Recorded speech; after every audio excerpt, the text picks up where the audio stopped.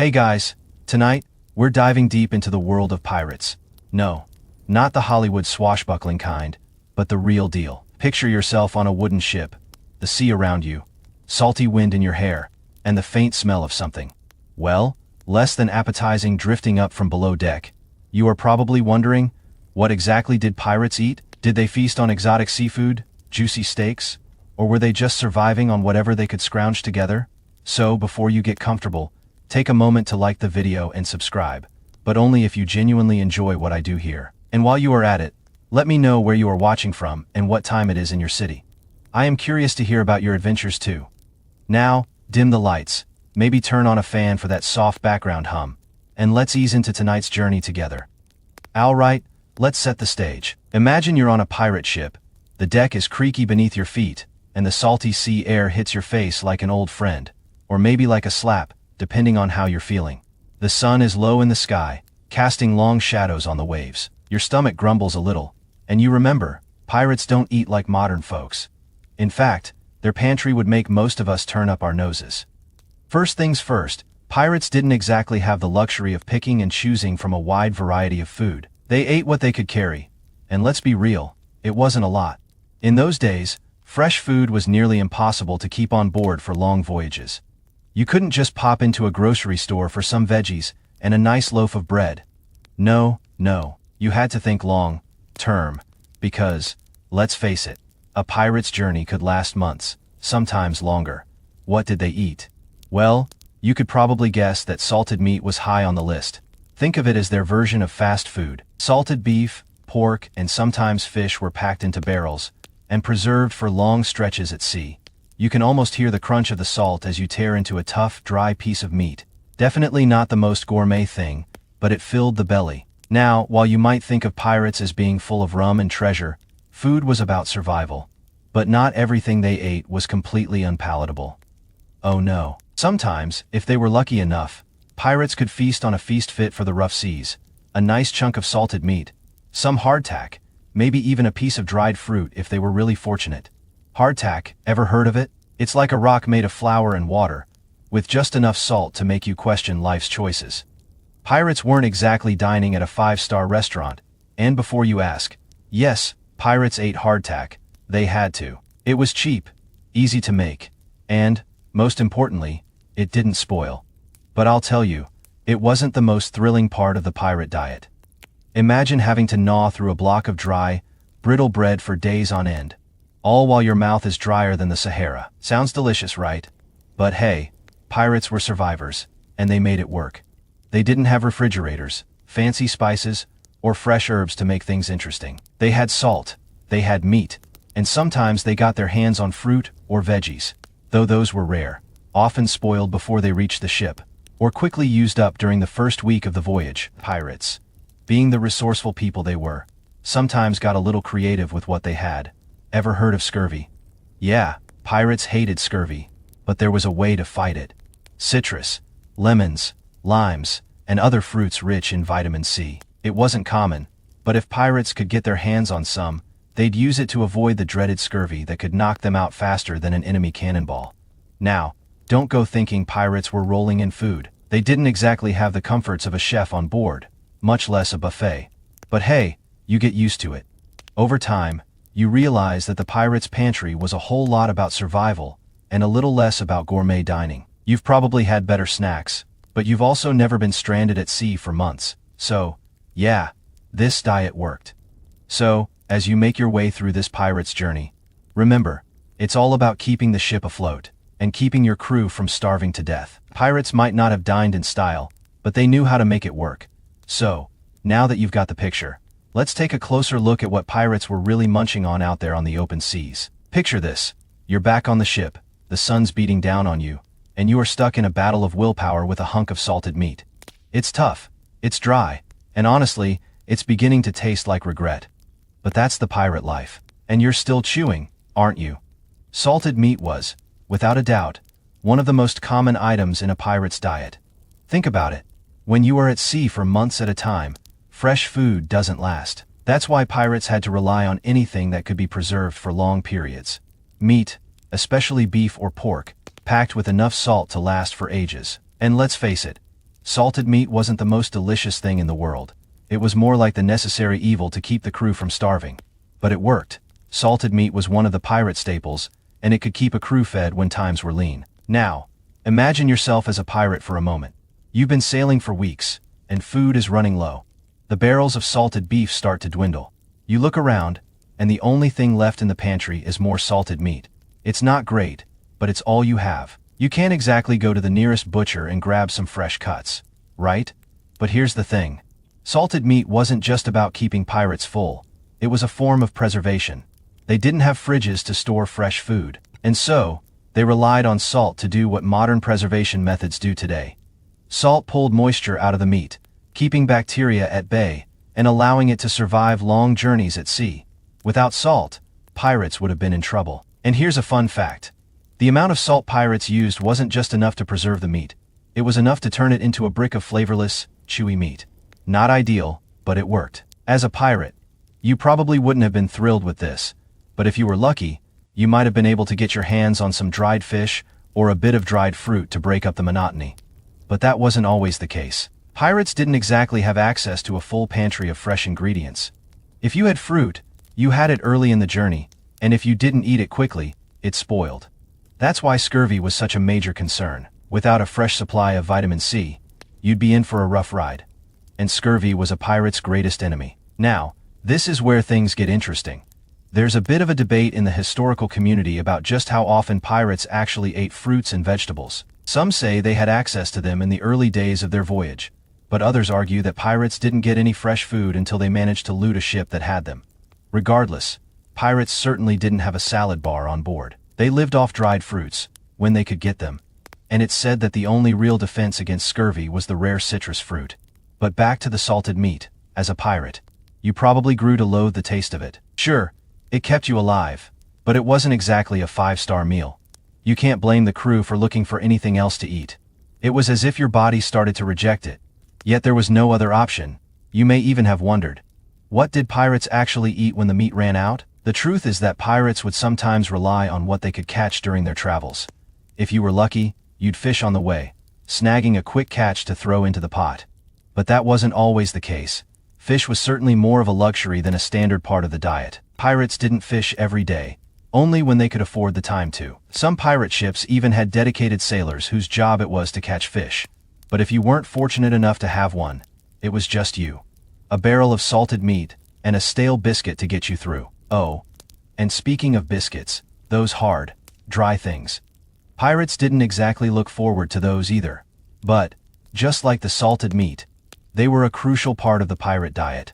Hardtack, as it was called, was made of just flour, water, and a little salt. These biscuits were rock hard and often served as the ultimate test of a pirate's patience and dental strength. And it wasn't just the texture that made them a nightmare. It was the fact that hardtack could last for ages, sometimes years if stored properly. In fact, pirates would often find themselves gnawing on these biscuits for days, months, or even longer. What made hardtack truly unpleasant, though, was that it was often infested with weevils. Yeah, those tiny bugs that would chew through the hard biscuits, leaving you with little option but to either eat it anyway or risk going hungry. Imagine biting into a biscuit, only to find a little buggy surprise inside.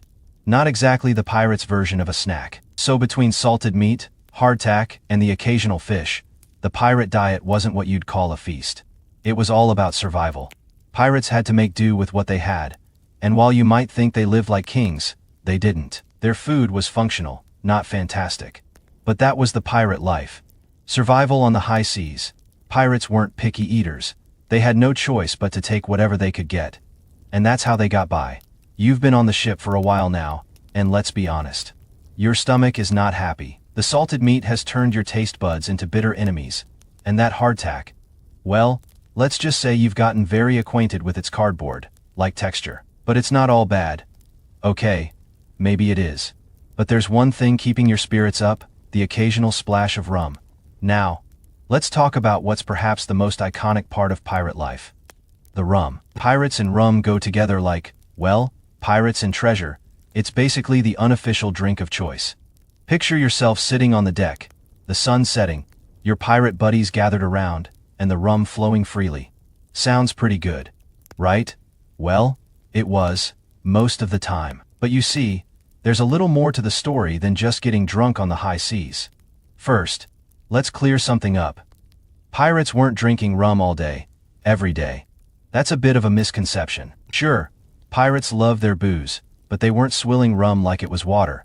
They had to ration their supply. As much as they loved it, the truth is, pirates didn't have an endless supply of rum. After all, they had to take what they could loot from other ships, and not every ship had a hold full of rum barrels. But when they did get their hands on it, oh, it was a good time. And here's something you might not have known. Pirates actually had a specific way they drank their rum. It wasn't just neat, straight from the bottle. No, they mixed it with water. In fact, they often diluted it with water, creating a kind of punch. This wasn't because they were trying to be fancy though. It was more of a practical measure. You see, pure rum could be dangerously strong, especially when consumed regularly. Pirates were at sea for long stretches of time, and drinking straight rum could lead to dehydration and poor judgment. Things pirates definitely didn't need while navigating dangerous waters or facing off against rival ships. But the real reason pirates diluted their rum was because they were basically drinking it as a way to keep up morale and make the food situation a little less grim. Sure, the rum didn't exactly make the salted meat or hardtack any more edible, but it did lift spirits. It was the pirates' version of a morale booster, kind of like a liquid high five. Speaking of morale, did you know pirates had a daily rum ration? Yep, every pirate on the ship was entitled to a certain amount of rum each day, usually about a half pint. It was pretty much a standard part of a pirate's diet. In fact, pirates were so used to their daily ration that missing it could lead to some serious grumbling and even mutiny. And let's not forget that pirates, being the rebellious sort they were, would sometimes sneak a little extra rum when the officers weren't looking. Not that they'd admit to it, of course. After all, what's a pirate without a little mischief? Now, I know what you are thinking. That's great. But how did they actually get their hands on rum in the first place? Well, pirates weren't exactly running down to the local corner store for a bottle. They had to loot it naturally. Whenever pirates attacked a ship, rum was often one of the prized treasures they'd seize. Sometimes, they'd take barrels of rum from other ships, or they'd raid warehouses in port towns known for their rum trade. And when they found it, it was like Christmas morning. Of course, there were times when pirates had to make do without rum. In those cases, they'd drink something called grog. Grog was basically a pirate's backup drink. It was a mixture of rum, water, and sometimes lime or sugar to make it taste better. The lime in the grog, by the way, was a nice little bonus, as it helped prevent scurvy. But don't let that fool you. Grog wasn't exactly the kind of thing you'd drink for the taste. It was a pirate's lifeline, keeping them hydrated and slightly buzzed without turning their brains into mush. Interestingly enough, grog actually played a role in the daily routine of pirates. It was part of their daily ration, and sometimes it was even served at certain times of day. Grog wasn't just a drink. It was a social ritual. Pirates would gather around, drink their daily rum ration, or grog, and share stories of their latest adventures or battles. It was like a mini celebration on the high seas, where pirates could unwind and forget about the hardships of life at sea for a moment. But let's be clear, rum wasn't all fun and games. If pirates drank too much, things could go south real fast. We all know how alcohol can cloud judgment, and pirates needed their wits sharp, especially when they were facing enemies or trying to navigate through stormy seas. So as much as pirates loved their rum, they also knew they had to keep it in check. Too much rum could make you sluggish, and sluggish pirates don't make good sailors. And here's an interesting tidbit.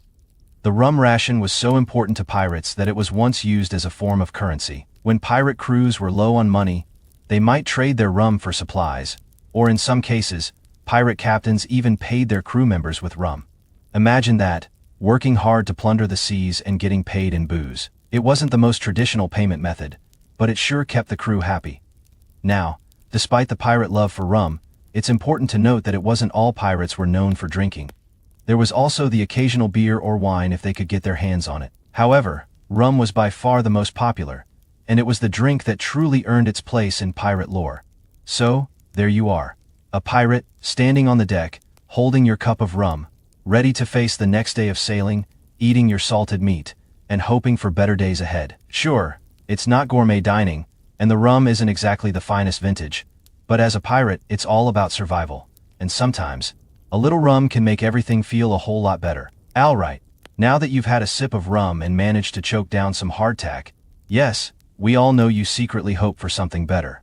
let's talk about something that will really put your survival skills to the test. If you've been on this pirate ship for any amount of time, you've probably realized by now that food isn't exactly plentiful, and things tend to get a little sparse. No, we're not talking about some fancy buffet spread. This is a matter of survival, and sometimes, survival means hardtack and salted meat, with the occasional surprise. And speaking of surprises, here's something you probably didn't expect. Pirates often faced what we now call the sea biscuit dilemma: hardtack. Yes, that same dry, rock, hard biscuit that could easily double as a weapon if needed. But what makes hardtack such an infamous part of pirate life? It's not just that it's dry and dense, it's that this biscuit could last for years, sometimes even decades, without spoiling. Seems like a godsend, right? Except that it wasn't. Not even close. So let's walk through this. You're a pirate. Your ship's out at sea, and your stomach is growling. You haven't seen fresh fruit or veggies for weeks, possibly longer. And the salted meat is, well, it's a little on the tough side. The only thing standing between you and hunger is a large stale block of hardtack. You know the drill. Break it, dip it in some rum or water, and pray you can swallow it before your teeth give out. Hardtack was made from just flour, water, and a pinch of salt. That's it. No sugar, no butter. It was as basic as bread could get, but pirates made do with what they had. And this simple, brick-like biscuit kept the crew fed when things got desperate. The thing about hardtack is that it didn't spoil easily. It could stay on board for years, perfect for long voyages. The only issue, by the time you're gnawing on it, it's probably filled with weevils. Tiny bugs that made a home inside those hard biscuits. Pirates would actually find themselves eating these bugs with their food. Oh, the luxury of life at sea. Here's the kicker. Pirates didn't always get to choose whether their hardtack came with weevils or not. In fact, the story goes that some pirates would use the insects as an extra source of protein. Yeah, it's not exactly the gourmet meals you might have envisioned when you signed up for pirate life. In fact, there's a long-standing joke among sailors about weevil stew, which essentially means hardtack and whatever critters happen to be living inside it. But wait, let's throw in another little fun detail. These biscuits weren't exactly softened by being dunked in water or rum. It wasn't like you were getting a warm, moist loaf of bread. Hardtack was so tough that it had to be broken into pieces before you could even think about chewing it. And once you got through that tough exterior, you had to deal with the taste, if you can even call it that. Let's just say it was less bread, and more the thing that might break your teeth. Despite all that, pirates didn't have much of a choice in the matter. Hardtack was a key part of their survival toolkit, and as much as they complained about it, they knew that the alternative was worse. Imagine being stranded at sea with no food. That's the reality pirates sometimes faced. At least the hardtack was something, even if it didn't make your taste buds do backflips. Now, here's something you might not have expected. Pirates, being the resourceful people they were, would often try to make the best out of their food situation. They'd throw whatever they could find onto the pot and stew it together. Salted meat, hardtack, a bit of dried fish, and whatever else they could get their hands on, like seaweed or even a random catch of fish. You might have had to make do with the most basic of ingredients, but pirates made those ingredients go a long way. And let's not forget about how pirates occasionally had to deal with spoiled food. When food went bad, it wasn't just an inconvenience. It could be dangerous. Spoiled meat, moldy bread, and rancid water could lead to serious illnesses. This wasn't some horror story though. This was real pirate life. Pirates had to keep their food sealed and stored carefully.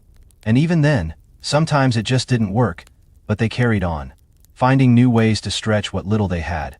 When you're surviving on the high seas, you have to get creative. Here's a little side note for you. When pirates did get fresh food, like fresh fruit or vegetables, it wasn't always a good thing. It didn't last long, and by the time they found it, it was often overripe or spoiled. But, if they were lucky, the fruits they found could help ward off scurvy. A healthy dose of vitamin C could do wonders, especially when you're stuck on a ship for months, possibly without seeing land. Scurvy, by the way, was one of the top things pirates had to worry about. Without fresh fruit and vegetables, pirates would suffer from bleeding gums, fatigue, and even death. It was so serious that pirates carried limes or lemons, though only the lucky ones could afford them. So, as you sit there, gnawing away on a piece of hardtack, and probably not enjoying it very much, take a moment to appreciate the fact that at least you're not dealing with scurvy yet. Because, believe me, once you've had the experience of being a pirate and surviving solely on hardtack and salted meat, anything else starts to look good. Rum, Anyone. The days are dragging on now, and you've grown used to the steady rhythm of life on board the pirate ship. Sure, the salty meat is starting to feel like it's permanently lodged in your throat, and the hardtack doesn't exactly thrill your taste buds, but you've become one with the ship and its endless sway. Your stomach's learned to be patient, even if your mind hasn't quite adjusted to the monotony of sea life. But there's one thing, just one thing, that makes this whole situation bearable: the occasional pirate feast. Yeah, you heard that right. Feast. It wasn't every day, but when the stars aligned and the crew managed to snag a decent haul from a merchant ship or a lucky raid, the pirates would throw a feast that could make your rum-soaked heart skip a beat. But before you get too excited, don't think it was some glorious, candlelit banquet with gold plates and seafood towers. Nah, this wasn't the Pirate King's feast. It was more like survival level 10. We're just happy to eat anything that isn't hardtack. So, how did this whole pirate feast thing work? Well, it started with a little bit of luck, or a lot of it, depending on how you looked at it. When pirates boarded a ship, they didn't just steal treasure and rum, they also took whatever food they could find. If they happened to come across some barrels of fresh produce, or a stash of livestock, they'd bring it back to their ship, and that was when the feast could begin. But you can't expect a pirate feast to be all rainbows and butterflies. You see, a pirate's idea of a feast was a pretty stripped-down affair. They'd gather together, open up the barrels of fresh fruit or vegetables, and maybe even roast a pig or two, if they were lucky. Sometimes, they might catch some fish, and if they were feeling extra lucky, they'd even have some freshly baked bread. It wasn't the finest meal on earth, but when you've been living off salted meat for months, a little fresh food goes a long way. And don't think the pirates didn't make a celebration out of it. When the word spread that a feast was in the works, you'd see the crew gather around, ready to chow down and toast to their good fortune. It wasn't just about the food, it was about the moment. Pirates were survivors, and they knew how to make the best of what little they had. So, they'd break out the rum, raise their cups, and share a rare, hearty meal that might have felt like a distant memory of better days. Now, here's where it gets a little strange. Even though pirate feasts were rare, they were kind of a big deal in pirate culture. They were a way to solidify camaraderie among the crew. Think about it. When you're stuck at sea for months, sharing a meal like this becomes more than just about food. It's about bonding, about celebrating survival, and about remembering what it felt like to enjoy a normal meal. There's a certain magic in that. At least, that's how the pirates saw it. But of course, it wasn't all sunshine and rainbows when a feast rolled around. There were the inevitable arguments over who got the biggest share, who cooked it, and who was in charge of dishing out the portions. And naturally, there was always that one guy who drank too much rum and started singing off key or telling way too many stories about the good old days. Which, let's face it, probably didn't exist. But these moments of excess were a rare and precious distraction from the usual hardships of pirate life. As for the quality of the food, well, let's just say that after months of hardtack and salted meat, anything fresh was a huge upgrade. The vegetables and fruits they managed to score from a raid might have been a little squished or overripe, but who cares when you're starving? The roasted pig, while maybe a little underdone, was a delicacy compared to the usual tough meat they had to gnaw on. And there was always something oddly magical about watching pirates, who usually fought tooth and nail for a treasure chest, suddenly share what little they had. It wasn't about the food so much as it was about the act of sharing, of celebrating the moment, of being alive. Sure, they were pirates, grimy, sometimes ruthless. But when they feasted, even they had to admit there was something beautiful about the simplicity of it all. You don't need gold to feel like a king when you've got a full belly, a good crew, and a little rum. But like everything in pirate life, this feast didn't last forever. The fresh food would run out quickly, and the crew would return to their old habits: salted meat, hardtack, and of course, more rum. The cycle of feast and famine was just another part of life on the high seas. So, as you sit there, savoring every bite of your rare stolen meal, you know one thing for sure: these feasts may be few and far between, but when they come, you'll never take a single bite for granted. And, speaking of feasts, there's always the one last piece of pirate food trivia that gets overlooked. You see, pirates actually had a bit of a sweet tooth. That's right, in the midst of all the salty meat and hardtack, pirates would sometimes get their hands on sugar, molasses, or even some dried fruit. And let me tell you, when pirates had sugar, they didn't just put it in their drinks. They'd sprinkle it on their food, making their very own makeshift dessert out of whatever they had left. Sure, it wasn't exactly a chocolate cake, but it was something sweet, and after months of the same old, A little sweetness felt like heaven. So, there you are. Sitting back on the deck, your belly full for the first time in ages, sipping your rum, and knowing that this fleeting feast will be a memory. But that's what pirates did, right? They lived for the moment, savoring the rare victories like a warm meal. And if there's one thing you can learn from a pirate's feast, it's that even in the hardest of times, a little celebration can make all the difference. You've just survived the feast, and the rum still lingers in your veins, making everything feel just a bit warmer, and, well, more tolerable.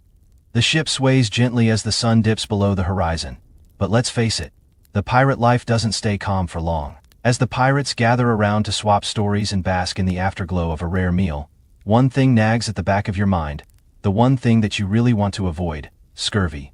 Now, you might be thinking, what's the big deal with scurvy? You've heard about it in history books, sure, but this is real life. This is the high seas, and when you're a pirate, scurvy isn't some abstract concept. It's a very real danger that can sneak up on you faster than a storm on the horizon. So let's paint the picture. You've been at sea for weeks, maybe even months, living off salted meat and hardtack. You know the drill. You're surviving, but barely. The food is tasteless, the water's running low, and the fresh fruit or vegetables you were lucky enough to get have long since been eaten. No vitamin C, no fresh greens, no nothing. You start feeling a little off, but you brush it off. After all, you're a pirate, too, strong, and used to pushing through. But your body isn't so sure about that. At first, the signs are subtle. Your gums might start bleeding a little when you brush your teeth. Maybe you're feeling a little more tired than usual. You try to shrug it off, but it's there. You're beginning to wonder if something's wrong. You ask the ship's doctor, but he just shrugs it off too, mumbling something about the usual pirate stuff, and gets back to whatever it is pirates do in their spare time. Probably not much of anything that helps you.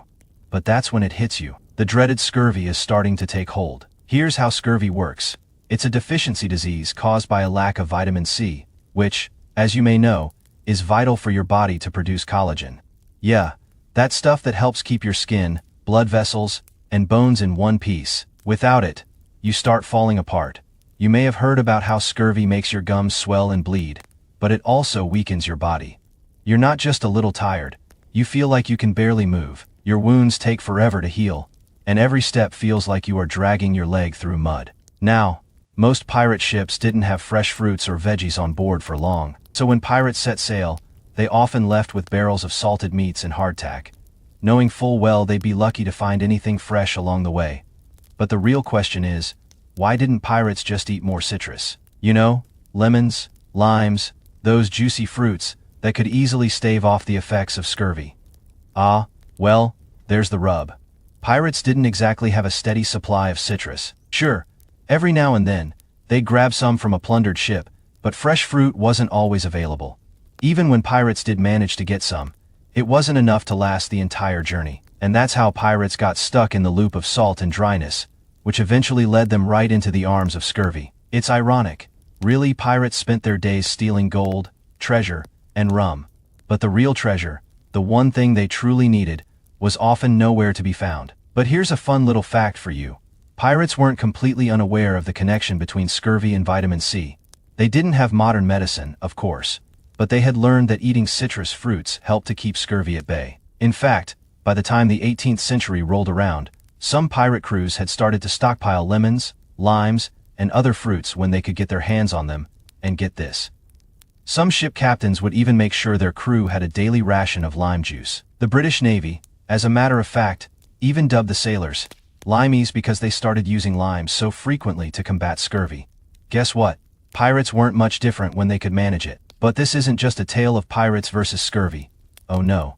The battle was more of a life or death struggle, a constant reminder of the dangers lurking in the shadows of pirate life. Because while rum and treasure might be the flashy bits of pirate lore, scurvy was the silent killer. You might not die from a cannonball wound, but scurvy, that one would leave you too weak to defend yourself. Now, it wasn't all doom and gloom. Though pirates were nothing if not resourceful, and some crews actually came up with clever ways to get around scurvy. They didn't always get fresh fruit, but they might have dried fruits like raisins or figs on board. Not as ideal as fresh citrus, but better than nothing. And if a pirate ship happened to stumble upon a port town, well, Let's just say they'd make sure to stock up on anything they could get their hands on. Fresh fruit. Check some herbs or greens, double check. It was like Christmas, and pirates were always on the lookout for any way to boost their chances of surviving the long months at sea. But here's where things get interesting. Even though pirates knew scurvy was a problem, they weren't exactly eager to talk about it. It was one of those things they tried to ignore, hoping it wouldn't become a real issue. But sometimes, it did. And when it did, the pirate ship's doctor became a bit of a hero. Though, frankly, if the doctor didn't have access to fresh fruit, his options were pretty limited. At best, he might have some herbs or other rudimentary remedies. But the truth was, without citrus, even the best pirate doctor was fighting an uphill battle. So, here you are, thinking about all this, with your rum in hand and hardtack in your belly, wondering if you'll survive the next wave of scurvy. But that's life as a pirate. You never know what's coming next. You just have to keep sailing, keep fighting, and hope that the fresh fruits and veggies will eventually make their way to your ship before the disease gets too far along. The sun is rising over the horizon, casting golden light across the choppy waves. You've got your feet propped up, the salty breeze in your face, and a rare moment of peace. For the first time in a long while, the ship's not creaking or swaying like a madman's carnival ride. But even as you savor this moment, your stomach gives a familiar rumble. A gentle reminder that the pirate diet is far from glamorous. Sure, you had your feast a few days ago, but it wasn't enough to keep the hunger at bay forever. And that's when it hits you. Just how limited the pirates' options were when it came to food at sea. Now, let's talk about something most people don't really think about when it comes to pirate diets. How they cook their food. You might imagine pirates as hardy, rowdy folk, tossing slabs of meat on an open flame. But you'd be wrong. Cooking on a ship wasn't quite as romantic as you might think. In fact, the idea of pirate cooking is almost an oxymoron. How could you possibly cook anything on a creaky, swaying ship when you barely have enough room to walk, let alone set up a full-on kitchen? So, how did pirates make it work? Well, let's start with the fact that pirates didn't have a fancy galley. There was no gourmet chef behind a polished counter whipping up delicate seafood dishes with a side of roasted vegetables. Oh no. Pirates had to rely on the simplest methods of cooking. Most of the time, the crew would use a small stove or fire pit to cook what little they could salvage. And it wasn't exactly the kind of cooking that required a lot of skill. It was basic. You've got salted meat, hardtack, and maybe some fish if you were lucky. Those were the building blocks of pirate meals. The trick wasn't making it fancy, it was about making it edible. And let's face it, most pirate meals were boiled, stewed, or roasted over an open fire. Nothing too intricate. When the pirates were feeling particularly resourceful, they might fashion makeshift grills from scraps of metal, or even a barrel, turning whatever they could find into a rudimentary cooking tool. If you were lucky enough to catch some fish, you might get to roast it over the open flame. And if the crew was particularly fortunate, you might get a bit of stew made from salted meat, a few dried herbs, and whatever vegetables they managed to scrounge up. But don't expect a 5-course meal. Pirates were survivors, and survival required simplicity. However, it wasn't all bad. In fact, there was one pirate kitchen gadget that was actually quite genius. The pirates' trusty one, pot meal. A pot, a fire, and whatever ingredients the pirates could get their hands on. That was the ticket to a meal that could feed the entire crew. A good hearty stew might include whatever fish they could catch, salted meat, some dried herbs, and if they were really lucky, some onions or garlic, and you can bet your bottom dollar that the pirates didn't waste a drop. Everything had to be used, and nothing went to waste, especially if it meant stretching the food for a few more days. One thing that's important to note here is that pirates didn't always have a good source of fresh water either. Water was precious on a ship, and pirates didn't exactly have an unlimited supply. They usually carried a limited amount of fresh water, which would be used sparingly for drinking. Most of the time, pirates drank a diluted version of their rum, a mixture of rum and water, also known as grog. But water for cooking, that wasn't always guaranteed. Pirates would use seawater to cook sometimes, which made things pretty salty. This led to some rather questionable culinary creations. You might get a stew that tasted more like seawater than anything you'd want to eat. But hey, you weren't in it for the taste. You were in it for the survival. On a good day, if the pirates managed to hit a port or raid a supply ship, they could stock up on fresh ingredients. But those days didn't come often. And so, most of the time, the pirates had to get creative with what they had. You could try making a stew with whatever scraps you could find. Maybe you had a little dried fruit left from when the voyage started, Or if you were lucky, you might even find some bread. But, let's be real. Bread doesn't stay fresh long at sea. It would get stale pretty quickly, and then it was back to the hardtack. And speaking of hardtack, let's talk about how versatile this bread really was. Pirates didn't just eat hardtack by itself, though they certainly did plenty of that. No, they got creative. Some pirates would try soaking it in water or grog to make it softer, basically turning it into a soggy, chewy mess that was slightly more bearable. But most of the time, pirates had to eat it as, is the good news. Hardtack didn't spoil, and it was easy to store in barrels. The bad news, it was exactly the kind of thing you'd want to avoid if you had other choices. The real culinary genius, though, was in how pirates used what little they had to stretch out a meal. Salted meat, hardtack, and the occasional catch from the sea had to be turned into something that could fill a hungry pirate's belly. It wasn't about flair. It was about getting through the day. And sometimes, that meant sacrificing taste for practicality. It wasn't unusual to see pirates huddled around a makeshift fire, eating whatever stew had been conjured up, their faces lit by the flickering light, eyes glazed over as they mumbled about the next big score or the next ship to plunder. But here's the twist in all of this. Pirates weren't exactly obsessed with cooking. It wasn't their passion. They weren't on a culinary adventure to discover new flavors. Their focus was on surviving, fighting, and plundering. Food came second. It was just another means to an end. As a pirate, you learned to make do with what you had, and you didn't question it. So, as you sit back, maybe dipping your hardtack into some rum, or seawater if you're feeling adventurous, you realize, this pirate life isn't about gourmet dining or fancy meals. It's about eating what you can, when you can, and keeping yourself strong enough to survive the next battle, the next storm, or the next raid cooking. It's just a means to an end. Ah, it's that time again. The sun's dipping low in the sky, and the evening breeze is tugging at your hair. The crew's winding down, and the gentle hum of the ship swaying with the waves starts to lull you into a sense of normalcy. For a brief moment, you almost forget the constant hunger gnawing at your gut, or the fact that your last good meal was days ago.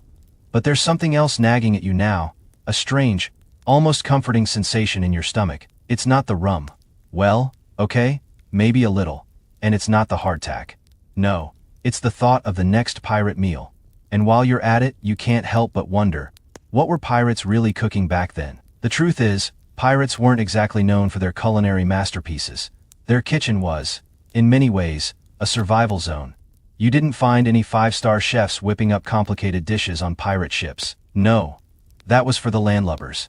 On a pirate ship, food was practical. You made do with what you had, and sometimes that meant relying on some truly odd cooking methods. But when pirates had a chance to actually make something worth eating, oh, you better believe they took it. Let's talk about the real heart of pirate meals. The boiling pot, or as we'd call it today, the pirate kitchen. The idea of a pirate kitchen might sound like an oxymoron. After all, how could you possibly cook anything worth eating on a ship with limited space, minimal equipment, and barely enough fresh water to go around? You'd be amazed, my friend. Pirates were nothing if not resourceful. The pot was where it all happened. Most days, the cook would throw whatever scraps they had, salted meat, dried fish, hardtack, and any vegetables they could scrape together, into one big, steaming cauldron. Stir it up, toss in some salt, maybe a few herbs from the ship's tiny herb garden, if they had one, and voile-fait, pirate stew. Now, before you start thinking it was some magical, tasty concoction, let's be clear. Pirate stew wasn't exactly something you'd pay money for at a fine restaurant. It was more like a necessary evil. You didn't care about taste so much as you cared about getting some warmth and nutrients into your body. Sometimes it might even be just a glorified salty water with bits of meat floating around. But in the world of pirates, anything that could fill the belly was a victory. And speaking of the pot, let's talk about the times when pirates actually hit the jackpot. Imagine this. A pirate crew finds themselves raiding a merchant ship, and, boom, there's a bounty of spices, dried fruits, and even a few barrels of pickled vegetables. For the first time in ages, the pirates are feasting like kings. There's fresh fruit, there's actual seasoning for the stew, and for once, they're not choking down salty meat, or gnawing on dry hardtack. Oh, how sweet it is to have a bit of variety, a bit of flavor in the pirate diet. These feasts, however, weren't the norm. In fact, fresh food was a rarity for most pirate ships, if they could get their hands on it. Whether by trading, looting, or simply finding it in port, it was celebrated like a holiday. The crew would gather around, past the meager rations, and toast with their rum, thankful for the fleeting taste of something other than hardtack. It was in these rare moments that pirates would truly appreciate the little things. The taste of a fresh apple, a handful of grapes, or even a few sprigs of herbs, to make the stew taste a little less like seawater. But as much as pirates longed for the luxury of a full meal, that wasn't the reality of life on the high seas. Most days, the pirates were simply trying to survive, and food was more about endurance than enjoyment. What you had in your pantry, or rather, in the barrels below deck, had to last for as long as possible. And let me tell you, pirates got creative with what they had. You didn't just throw out food because it was old or stale, you made it work. That hardtack, sure, it was dry and tough, but you didn't toss it overboard. You dunked it in water or rum to soften it, and you ate it. Because in pirate life, there was no room for waste. Pirates also had to deal with something that might sound a little odd today: pirate food superstitions. You didn't just eat anything you found lying around. No. There were rules about what you could and couldn't eat, and some foods were thought to bring bad luck. For instance, if you happened to come across a fish with an unusual marking or an odd shape, some pirates would toss it back into the sea, believing that eating it would curse the ship. It sounds a bit ridiculous now, but when you're out at sea for months on end, you start looking for signs of bad luck in every corner. And let's not forget the simple, humble potato. Yes, pirates sometimes had potatoes, and they were a rare treat. But potatoes were tricky. They could go bad quickly, especially in the humid, salty air of the sea. So, when pirates managed to snag some, they'd cook them up quickly, either by boiling or roasting them. They didn't have all the fancy seasonings we take for granted today, but potatoes were potatoes, and when you're starving, a humble potato is a luxury. The bottom line, the pirate kitchen was never about haute cuisine. It was about survival. It was about making do with what little you had, and turning that into something that would keep you alive long enough to raid another ship, or survive the next storm. And while it might not have been glamorous, there's something deeply resilient about how pirates made it work. They didn't complain. They simply adapted and kept going. So, as you sit back, watching the stars twinkle in the sky and the waves gently rock the ship beneath you, you can't help but appreciate the small things. Like a warm meal in your belly, even if it's nothing more than a mix of salted meat and a little bit of fish stew. Pirates may not have been gourmet chefs, but they knew how to turn their circumstances into something survivable, and when it came down to it, that was all that mattered. The night is drawing in, and the sound of the waves crashing against the sides of the ship becomes your lullaby. But as you lay in your hammock, trying to get some rest before the next day's work, your mind drifts back to the food you've been eating. The pirate diet isn't exactly luxurious, but that's nothing new. As your stomach grumbles for what feels like the 100th time today, you can't help but wonder. What about dessert? Did pirates ever get anything sweet? Well, let me tell you. Pirates had their moments, but those moments were as rare as finding a chest full of gold. Sure, they didn't have chocolate cake or pastries on board, and you weren't going to find a bakery down the hall of the ship. But pirates, being resourceful as ever, did have a few tricks up their sleeves when it came to satisfying their sweet cravings. The thing is, pirates didn't exactly have access to sugar like we do today. It wasn't like they could pop into a grocery store and grab a bag of refined sugar. No, they had to make do with what they could loot. But when they managed to get their hands on sugar or something sweet, it was treated like treasure, especially in a time when the majority of their diet was either salted, dried, or just plain unpalatable. So what did pirates use to sweeten their meals? First off, let's talk about molasses. This thick, dark syrup was a pirate's version of candy. It was primarily used as a sweetener, but pirates didn't have a lot of it, and they definitely didn't have access to it all the time. If a pirate crew came across a shipment of molasses, it was like finding a hidden treasure. They'd drizzle it over whatever they could, maybe their hardtack. Yes, they still had that, or even in their grog. The pirates didn't exactly pour it over a pancake stack, but they made the best of it, turning molasses into something that felt a little bit like luxury. Then there were the fruits. While fresh fruit was rare for pirates, especially on long voyages, there were times when they could get their hands on dried fruit. Now, this wasn't exactly the same as biting into a juicy apple, but it was better than nothing. The dried fruit could add a bit of sweetness to their otherwise bland meals, and in moments of desperation, it was a welcome change from the constant barrage of salted meat and hardtack. But that wasn't all. Pirates, being the creative and opportunistic crew that they were, also had a little trick up their sleeves. Rum? Yes, I'm talking about the very same rum that kept the crew happy and rowdy. but it also had a bit of a sweeter side. Pirates would sometimes mix rum with sugar, when they had it, or molasses to create a sweeter, stronger drink, sometimes called grog, which was more palatable than the usual straight rum. It was like a little taste of comfort in an otherwise grim diet. And here's an interesting tidbit for you.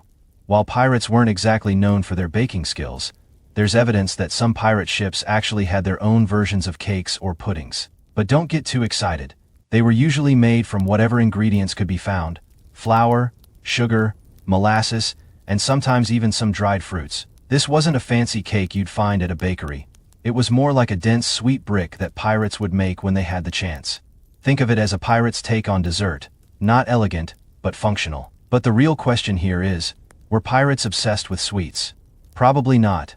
Their focus was on survival, and sweets were, at best, a rare luxury. Sure, they had the occasional sweet treat, but those moments didn't happen every day. Most of the time, it was salted meat, hardtack, and a lot of rum. Sweet stuff came and went, and when it did, it was celebrated like an unexpected gift from the heavens. And here's where it gets a bit sad, but also a bit sweet. There's a story about a pirate captain who, upon looting a ship filled with sugar, decided to create a massive feast for his crew, complete with sweetened rum and as much molasses as they could pour. The crew was thrilled. The sugar wasn't just about the taste. It was about something different. Something that wasn't salt or dry bread. It was a rare moment of joy in an otherwise grueling life. But after that night, when the sugar was gone, it was back to the usual, the endless cycle of salted meat and hardtack. As you sit there, staring out into the vast expanse of the ocean, you can almost feel the weight of it, the endless days of salty food, and the occasional splash of sweetness that made you feel human again. But it doesn't last long. Pirates lived in a world of extremes, moments of excess followed by stretches of desperation. It was the feast or famine cycle, and when the feast was over, it was back to the basics. But let's not forget, these pirates had something we sometimes forget in our modern lives. They had resilience. They didn't have much, but they made do with what they had. When they got their hands on something sweet, it was like a celebration. And though those moments were fleeting, they were enough to keep the crew going. After all, in the pirate world, survival wasn't just about the food, it was about the little victories. And when you're out at sea, a little sweetness goes a long way. So, as you lie in your hammock, imagining the day when you might get your hands on something sweet. You know this. The pirate life is far from glamorous, but it's about living through it. Whether it's a rare piece of fruit, a bit of molasses, or the sweet kick of rum, pirates learn to take joy in the little things. And that, my friend, is the sweetest victory of all. The day is nearing its end, the sun casting an orange glow across the horizon as the waves gently lap against the hull of the ship. It's another night, another day in the life of a pirate. Long, tough, and filled with the same old food, rum and endless stretches of the open sea. But there's one thing that keeps popping up in your mind. How did pirates even manage to stay healthy? I mean, they were constantly at sea, eating salted meat and dry hardtack. How did they avoid falling apart at the seams? Well, that's where a bit of pirate ingenuity, and a fair bit of luck, comes into play, because the pirate diet wasn't exactly designed to keep you healthy. In fact, it was more of a survival strategy. When you're stuck on a ship for months, with no fresh vegetables or fruits, you start to wonder how you're going to avoid diseases like scurvy. Pirates knew that if they didn't find a way to get some vitamin C, they'd be in serious trouble. But here's the thing, pirates, for all their bravado, didn't always know what they were dealing with when it came to nutrition.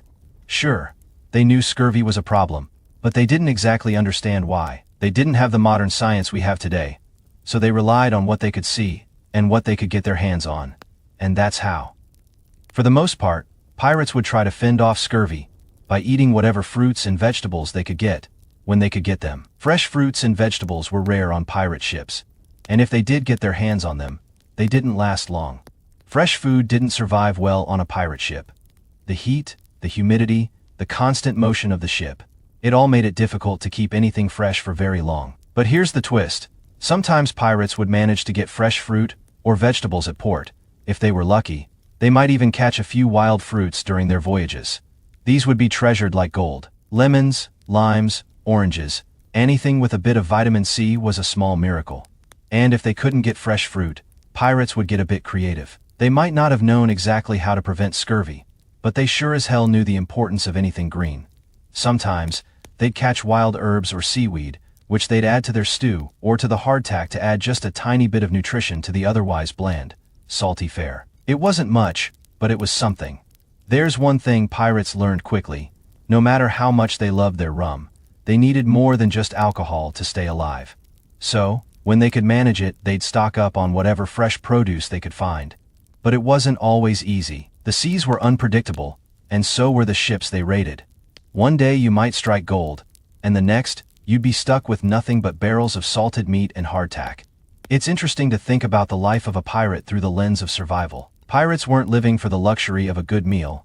They were living to fight, to plunder, and to survive. Their diet, though grim, was part of that survival. And yet, there were those little moments, those rare times when a bit of fresh fruit or a handful of herbs would make the whole crew feel like they'd won a victory. But that doesn't mean the pirates weren't worried about their health. As much as they loved their rum and their grueling lifestyle, they knew that a sick crew wasn't a good crew. Pirates needed to be strong, fast, and capable if they were going to survive the battles and the harsh conditions of the open sea. They had to be resilient, not just in their fighting spirit, but in how they took care of their bodies. If a pirate got sick, it wasn't like they could just go to the doctor and get a prescription. No, when a pirate crew member fell ill, the rest of the crew had to make do. They might try some herbal remedies, or if the illness was serious enough, they might just have to wait it out.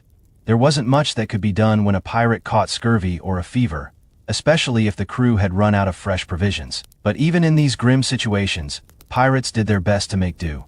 They'd rely on the ship's doctor, or whoever was designated as the healer on board, to keep things together. It wasn't always pretty, but it was the pirate way. And even though pirates lived through rough conditions, they somehow managed to thrive. Maybe it was the constant movement, the unrelenting sun, or the sheer willpower of a pirate crew who refused to give in. But despite the limited diet, the hardships, and the constant threat of scurvy, pirates managed to survive. They adapted, they found ways to keep their bodies going, even when their meals didn't exactly scream nutrition. So, as you're laying there, thinking about how rough pirate life must have been, remember this: pirates weren't just fighting the law of the sea. They were fighting their own bodies too, and yet, they lived. They made it work. They didn't have vitamins, fancy supplements, or health food stores. They just had their grit, their rum, and their ability to make the best out of a bad situation. And in the end, that's what made them pirates, survivors, adventurers, and masters of making do with what they had. Food or no food, pirate or no pirate. The sea didn't care, but pirates, they kept going. They found a way to live. The night falls, and the sky is heavy with stars, stretching across the vast ocean like a blanket of silence. You lie in your hammock, rocking gently with the ship, listening to the creaking wood and the distant crash of waves. There's a slight chill in the air, the scent of salt water, and the muffled voices of the crew still echoing from below deck. The pirates are finishing their shift, murmuring about their next raid, their next treasure. But your mind drifts back to something a little more basic. The food, the endless salt, the hardtack, and, of course, the rum. Now, pirates have a reputation for drinking. If you've ever seen a pirate movie, you know the drill. Rum flows freely, and it's usually the drink of choice for a hardy crew. But here's the thing. The role of rum in pirate life wasn't just about getting tipsy and dancing on tables. Oh no, it was about survival, morale, and sometimes even medicine. Let's talk about how rum became the unofficial drink of pirates. You've probably heard the legends about pirates sipping on rum all day long, but it wasn't exactly like that in reality. Pirates didn't drink rum like it was water. They had to ration it. They didn't have a never-ending supply of rum. It had to last for the long, grueling voyages. But when they did have it, oh, it was cause for celebration. So picture this. The crew has spent the day raiding a merchant ship. There's a slight buzz in the air as the spoils are divvied up. And then, bam, the prize of all prizes, barrels of rum. You can almost feel the excitement rising. It wasn't just about the alcohol. It was about what the rum meant. It was a reward for their hard work, a break from the dreary diet of salted meat and hardtack, and a symbol of the pirate lifestyle: freedom, rebellion, and a touch of chaos. Pirates might have been pirates because of their swords and their courage, but they drank rum because it was part of who they were. But let's take a step back for a second. How did this love affair with rum even begin? You see, rum wasn't always readily available to pirates. At first, the booze was actually brought aboard by the British Navy. The sailors of the Navy had their own rum rations to keep them happy. Or, let's be honest. To keep them from going crazy in the middle of nowhere, and pirates, being pirates, saw this as a golden opportunity. They started stealing it from ships they raided, and it quickly became a staple of pirate life. So, what exactly was in this magic potion? Rum was made from sugarcane byproducts like molasses. This made it relatively cheap and easy to produce, which worked in favor of pirates who weren't always able to get their hands on expensive, well-aged spirits. It wasn't the finest drink out there, but when you're a pirate and you've been living off hardtack and salted meat, you're not exactly looking for a refined beverage. You're just looking for something to lift your spirits, warm you up, and keep you from thinking too hard about your next meal. But pirates didn't just drink rum to pass the time. There was a method to their madness. Pirates had a daily ration of rum. Yes, a ration. It was measured out. Most crews got about half a pint of rum, per Dalton Y, mixed with water, which made it easier to drink, stretch the supply, and not get completely obliterated. The tradition of mixing the rum with water was called grog, and it helped keep the crew hydrated while also giving them that sweet buzz. Sometimes the pirates would throw in a bit of lime or lemon, if they were lucky, which was actually a pretty smart move because it helped prevent scurvy. It was a form of pirate medicine, of sorts. Grog became the drink of choice not just for keeping the crew in high spirits, but for the practical reason of staying somewhat sober and functional during long voyages. You couldn't afford to get hammered every day. You needed to be able to perform, fight, and navigate the unpredictable sea. But make no mistake, pirates enjoyed their grog, and when the captain said it was time to crack open the barrel, it was a moment of camaraderie, a shared experience that brought the crew together, especially when they were far from home. Now, let's talk about the pirate rum culture. As much as rum was about survival, it was also about identity. Pirates saw themselves as free spirits, untethered by the rules of society. And what better way to embody that freedom than with a bottle of rum in hand? Rum wasn't just a drink, it was a symbol of rebellion against the establishment of living life on your own terms. The rum fueled their carefree, anarchic lifestyle.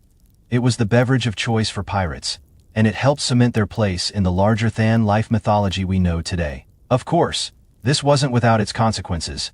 As much as pirates enjoyed their rum, it had its downsides. Overindulgence in alcohol was dangerous, especially for pirates who spent most of their time at sea, battling storms, rival ships, and hostile territories. If pirates drank too much, they risked becoming reckless. Not to mention dehydrated. It wasn't just the rum that could kill you. It was the way the rum made you forget the dangers around you.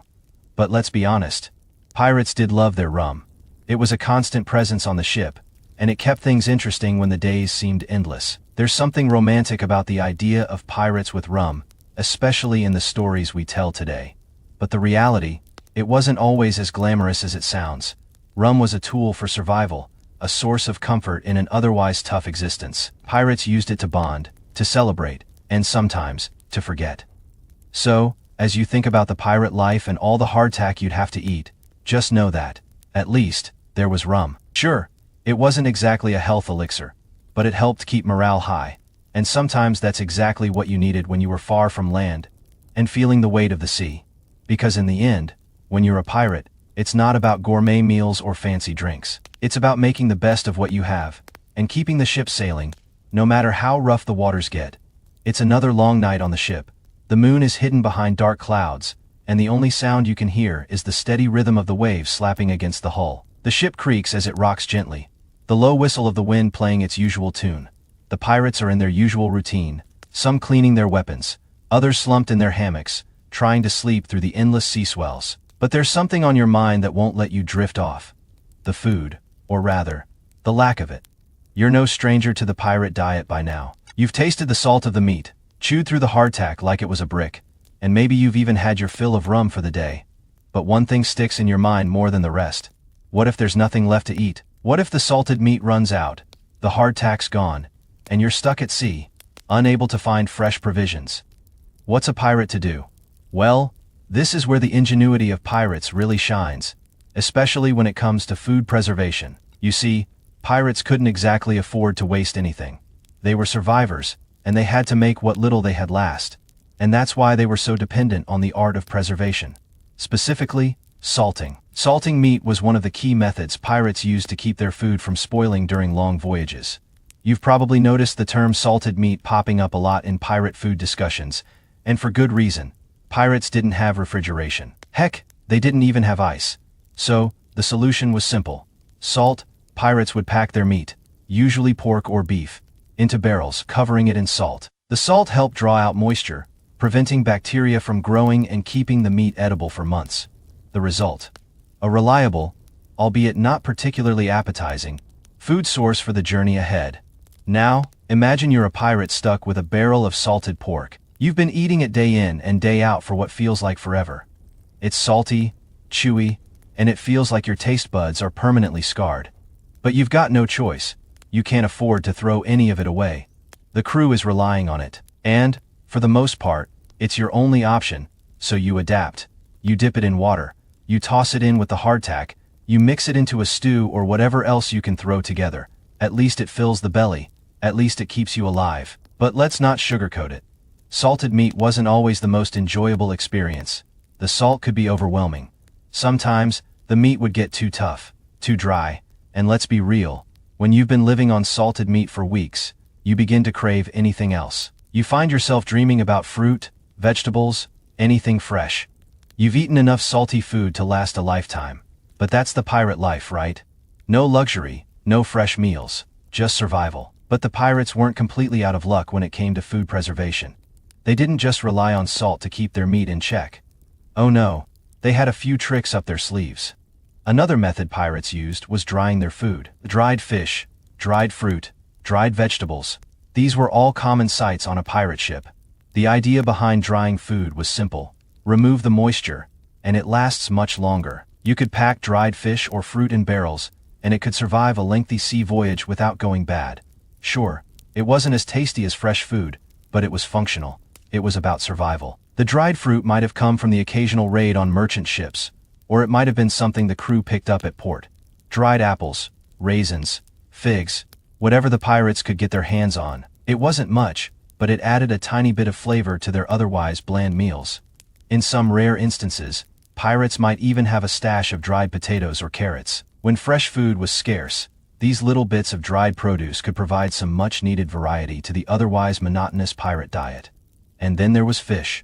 For pirates, fish was both a blessing and a curse. It was something that could be easily caught, providing the crew with an immediate source of food. However, just like with meat, pirates needed to preserve it if they were going to make it last. Dried fish became another key component of the pirate diet. If a pirate ship had a good fisherman or a lucky catch, fish could help break the monotony. The best case scenario was being able to salt the fish and store it for later use. The worst case scenario was catching the fish, then having it spoil before it could be eaten. Something that happened more often than anyone liked. But the reality is, preservation wasn't foolproof. You could salt all the meat you wanted, but that didn't mean it was going to last forever. The pirates had to get creative. They would look for new sources of food when they could. Maybe it was an uncharted island with some wild fruit, or maybe even a nearby ship that had a fresh supply of food. Pirates knew how to scavenge. They knew how to turn an empty stomach into a problem solved by sheer ingenuity. Of course. Sometimes, food was a luxury that came by surprise. Picture this. After weeks of nothing but hardtack and salted meat, you land on an island. No one's expecting much. Just a quick stop for water, maybe a bit of loot. But then you find something unexpected. A grove of fruit trees, or a patch of fresh herbs. It's not much, but it's more than you've had in days. And suddenly, it feels like a feast. You gather what you can and bring it back to the ship, where it's treated like the rarest of treasures. But those moments were fleeting. They didn't happen often. Most of the time, you were stuck with what you had: salt, dry meat, and the ever-present hope that somehow, someway, things would get better. As you stand on deck, watching the crew scurrying about, you realize something. Pirates were resilient. They were tough. They learned to adapt and make do with whatever came their way. They didn't have a luxury of choice, but they knew how to make a meal work. That was the pirate way: survival, no matter the cost. The stars above twinkle in the sky as the ship rocks gently, the salty air carrying with it the distant sounds of the crew moving about the ship. You've been on this pirate vessel long enough to get used to the daily grind, the routine of it all, the creaks of the wood, the endless salty meals, and the moments of fleeting joy when a fresh catch or a bit of fruit makes its way to the deck. But here's the thing. You've been at sea long enough to know that food isn't the only thing pirates had to worry about. No, there's something else that's just as vital, though it's far less glamorous. Water. You might have heard the saying, Water, water everywhere, but not a drop to drink. And let me tell you, that saying wasn't just a poetic line, it was the harsh truth for pirates. Fresh water was precious. And pirates, they didn't always have enough of it. Sure, you had your rum, your hardtack, and your salted meat. But water. That was a whole different story. On a pirate ship, fresh water wasn't something you could just grab whenever you wanted. It was kept in barrels, and the crew had to ration it carefully. Every day, you'd have to make sure that the barrels of fresh water didn't get contaminated by the salt water. If that happened, you'd have to drink the brine, and that was a whole new level of terrible. It wasn't just gross. Drinking seawater could actually dehydrate you faster, making you more desperate for hydration than before. That's the kind of situation pirates were dealing with, surviving on a ship where fresh water wasn't always guaranteed. So, what did pirates do to get by? Well, they relied on what they could. In the early days of a voyage, when the ship was still stocked, pirates had some fresh water, and they'd use it sparingly. It wasn't just for drinking either. Water was essential for cooking, for washing, and for even cleaning the deck, and that's where rationing came into play. Every pirate had a set amount of water for the day. You didn't drink more than your share because, well, there might not be enough to go around. But what about when the ship ran low on water? That's when things got tricky. Sometimes, pirates would have to make stops at ports, hoping to stock up on fresh water, but there were no guarantees. Pirates weren't exactly welcome at most ports. They were more likely to be seen as enemies or thieves, and that made getting fresh water a risky proposition. And when you were stuck at sea for weeks or months, with no land in sight, your options were limited. Fresh water wasn't just a convenience, it was a lifeline. Without it, you couldn't survive. Now, there was a clever trick pirates used to conserve water. When the ship was stuck at sea for long periods, pirates would rely on rainwater. They'd use any kind of container they could find, from barrels to old crates, and position them to catch rain. It wasn't a perfect solution, but it was something. The crew would all work together, collecting as much rainwater as they could, and they'd use it as carefully as possible. Sometimes, it might rain for a day or two, but most of the time, it was just a brief respite, a small miracle in the endless ocean. And if you couldn't catch rainwater, that's when pirates turned to the worst option: seawater. In desperate situations, pirates would have no choice but to drink it. But seawater wasn't just unpleasant, it was dangerous. Drinking too much of it would send you into a downward spiral of dehydration, confusion, and eventual collapse. It was a cruel irony. The very thing you needed to survive, the thing that was all around you, could be the thing that killed you. It wasn't just pirates either. Sailors throughout history have had to deal with this issue. And even in the modern era, sailors and explorers still had to face the challenge of finding enough fresh water when they were at sea for long periods. But for pirates, it was an even bigger issue because their survival depended on their ability to ration every resource. Every day, pirates made tough choices, from their food to their water to their precious rum. So, as you stand on the deck, listening to the wind whip through the sails and feeling the weight of your own thirst, you realize something important. Pirates weren't just about treasure and adventure. They were survivors. Every day, they fought the odds. They had to rely on everything they had: ingenuity, creativity, and grit, to get by. Fresh water was just one of the many challenges they faced. But they managed it, because in pirate life, you didn't get to give up. You didn't get to throw in the towel. You adapted, you improvised, and you kept sailing. And when you finally do manage to get a clean drink of fresh water, you appreciate it more than you've ever appreciated anything before. You might not have had much, but that sip of water, it's life. It's hope. And it's the reminder that no matter how harsh life at sea can be, pirates will always find a way to survive. The wind picks up howling through the rigging as the ship cuts through the waves. It's another long, grueling day at sea, and you're once again reminded of the monotony of pirate life. The days blend together, one salted meal after another, the endless creaking of the ship, and the distant call of the gulls. There's no land in sight, and you wonder if the crew's beginning to feel the same way you do. You can hear the murmurs, the quiet grumbling of your fellow pirates, and it's not just hunger talking. It's the deep, gnawing feeling of boredom. Let's face it, being a pirate wasn't all about treasure hunting and swashbuckling adventure. Sure, those moments were there, and when they happened, they were glorious. But in between, there were lots of quiet days. Days spent on the endless expanse of the sea with nothing to do but wait for the next raid or the next island to appear on the horizon. And on those days, food was less about pleasure and more about getting by. But here's a little secret: pirates weren't just about survival. Pirates were experts at making the most of what little they had. And when it came to food, that creativity was key. On the rough seas, when the salted meat ran low and the hardtack had turned to dust, pirates would get a little more inventive with their meals. It wasn't like they had a professional kitchen with all the modern gadgets. They had to make do with what they could find, what they could steal, or what was left in their dwindling stores. That's where their resourcefulness kicked in. Now, imagine you're a pirate, stuck on the ship for weeks, maybe months, with only a few options to feed yourself. You've gone through the salted meat, the hardtack, and maybe a bit of dried fish. But after so many days of the same old routine, you start getting creative. You start thinking about the little things you could toss into the pot to change things up. Maybe it's some seaweed you spotted drifting by. Maybe it's a few handfuls of dried fruit. If you were lucky enough to spot an island, you might even be able to forage for some edible plants. Not exactly gourmet dining, but you'd make it work. Pirates also had a knack for finding other sources of nutrition that might seem a bit strange to us today. Seaweed, for example, was one of the natural resources pirates relied on. While most of us might think of it as something to avoid, pirates knew better. Seaweed was packed with nutrients, and if you found a fresh batch, it could be tossed into a stew or eaten raw for a bit of variety. Not a meal per se, but a welcome change. Sometimes pirates would even use seaweed to help preserve other food. It was a practical addition to the pirate diet, especially when food was running low. And let's not forget the occasional stroke of luck. Pirates might raid a ship and find something completely unexpected.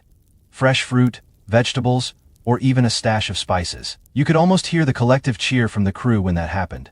Sure, it wasn't a fancy dinner, but after weeks of surviving on salted meat and hardtack, even a rotten apple would feel like a feast. These little victories, small as they were, meant survival for another day. Pirates lived for those moments when they could find something to break the monotony, even if it was just a handful of berries or a couple of fresh fish. In the world of piracy, even the smallest luxury was cause for celebration. But there was also something more to these little food breaks. They weren't just about the food itself. They were about the sense of camaraderie that came with them. Pirates were, after all, part of a crew. They lived together, fought together, and ate together. Sharing a rare, fresh meal was a way for pirates to bond. It was a brief moment of unity amid the chaos of their lifestyle.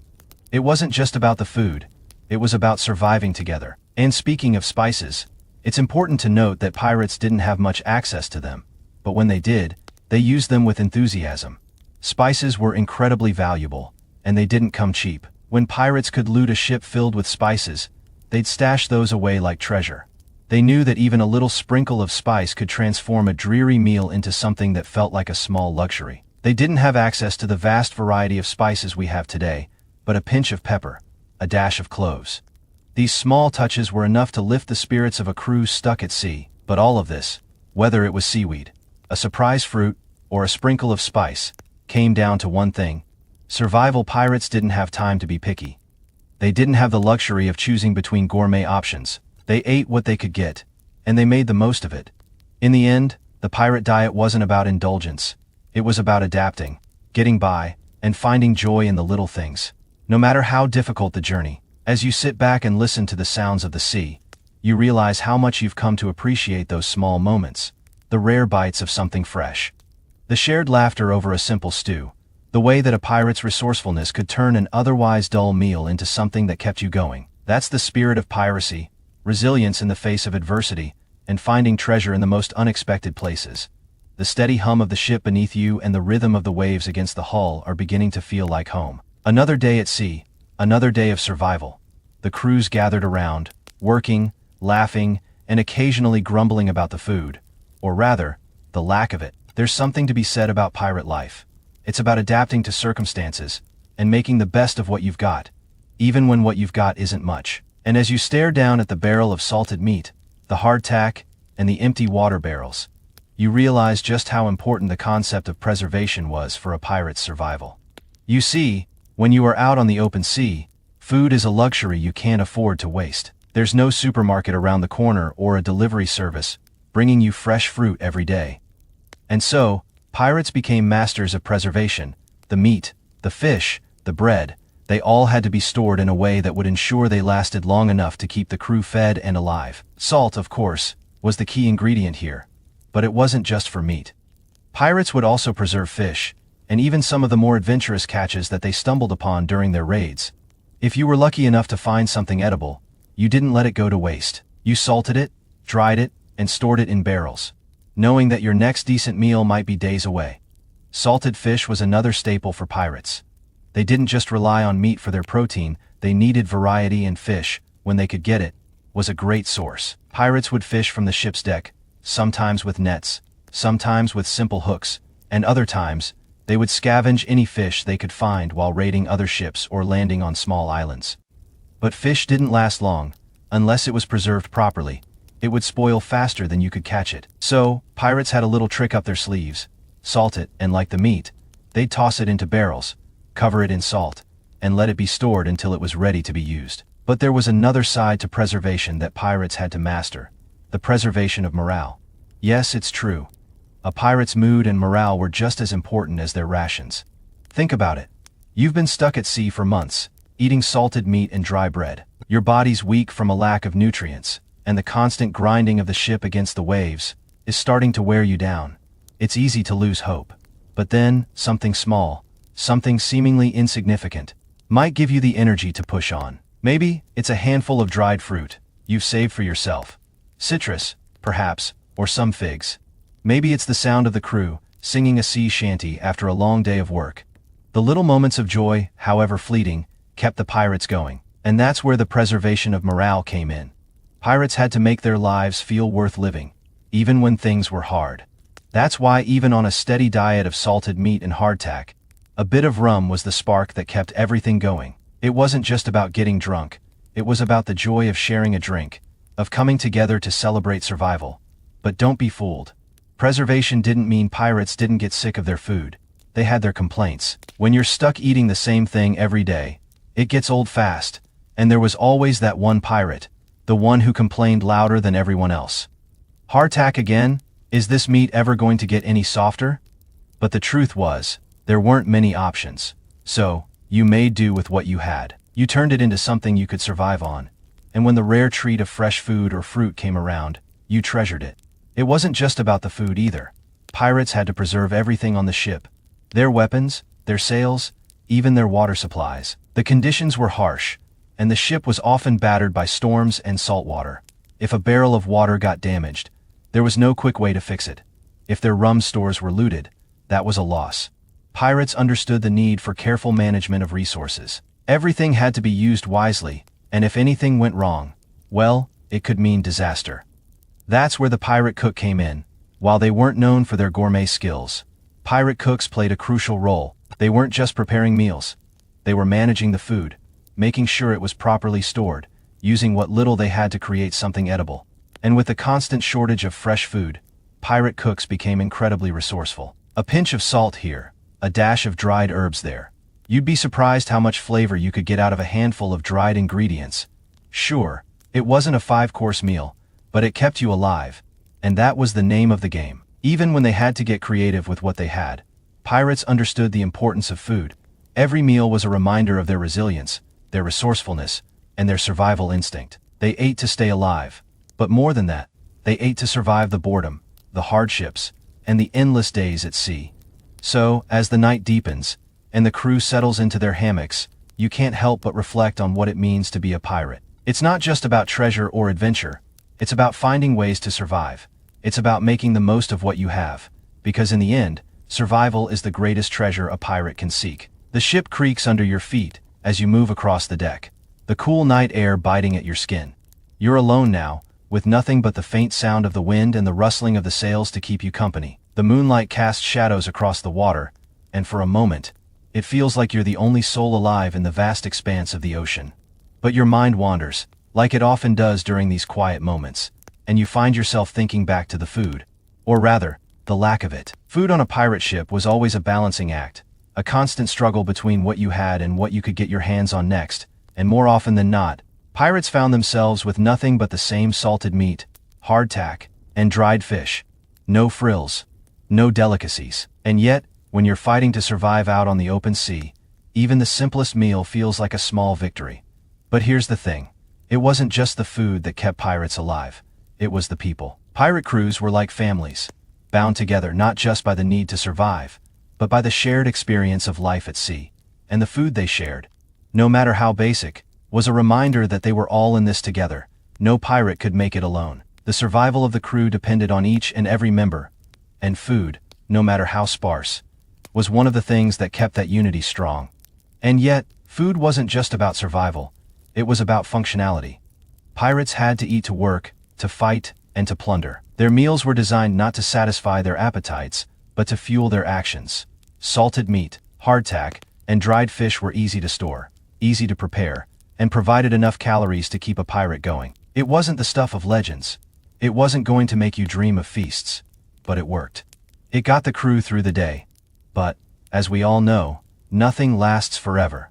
The pirate life was unpredictable, and so too was the supply of food. Sometimes, a raid would yield a bounty, fresh fruit, vegetables, or even a rare treasure trove of spices. Other times, it would yield nothing. No fresh supplies. No respite from the endless diet of salted meat. And that's when things got real. Pirates could handle a lot: storms, battles, raids. But when their food ran out, so did their patience. And that's when the hunger set in. You'd think that after a few months, pirates would be used to it. They'd become experts at surviving off of the scraps they could find, and to some extent, that's true. Pirates were resourceful. They could take a bit of dried fish and turn it into a meal. They could take some salted meat and stretch it with hardtack. But when they hit the point where there was nothing left to scrounge, it was a different story. That's when the desperation set in. And sometimes, in the heat of that desperation, pirates would make risky decisions. They'd raid ships with full bellies, only to find themselves facing hunger once again, because the supplies they took didn't last as long as they'd hoped. So, there you are, thinking about food, thinking about the monotony of the pirate diet. And yet, somehow, you've come to appreciate the simplicity of it. Pirates didn't need lavish feasts. They needed sustenance.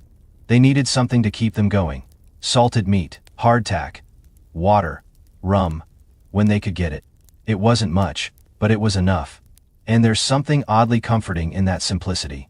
In a world full of uncertainty, pirates had one thing figured out: survival. They ate what they could. They made do with what they had. And when they did get a little extra, whether it was fresh fruit, a surprise fish, or even a bit of spice, they celebrated it. It wasn't just about the food. It was about the small moments of joy in an otherwise harsh life. But let's not forget that pirates were also practical. They had to make every meal count. It wasn't just about what tasted good or what satisfied their cravings. It was about the functionality of their meals.